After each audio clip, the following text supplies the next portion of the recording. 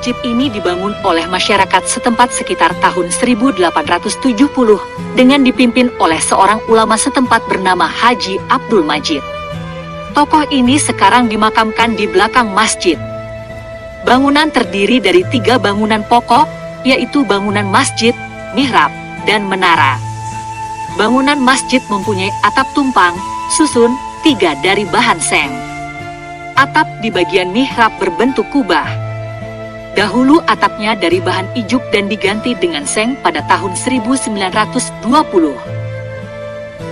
Luas mihrab berukuran 7,5 x 3 m. Pada ruangan mihrab ini terdapat mimbar porselin berhias bunga dan stiliran daun-daunan.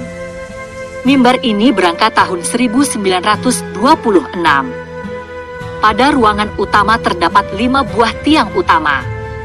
4 di antaranya membentuk denah bujur sangkar dan 1 tiang berada di tengahnya.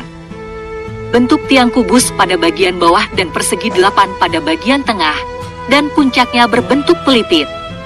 Bangunan menara berbentuk segi 8 pada bagian bawah dan membulat pada bagian tengah. Keliling bangunan menara bagian dasar adalah 10,5 m dan pada bagian segi 8 adalah 8,7 m.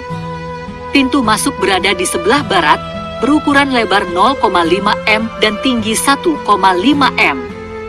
Antara bagian segi 8 dan bagian membulat terdapat selasar melingkar yang berpagar di bagian luar.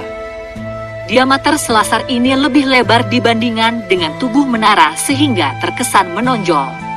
Bagian puncak di bawah atap juga terdapat selasar melingkar dan ruangan yang dinding lingkarnya di bagian luar berupa dinding kaca.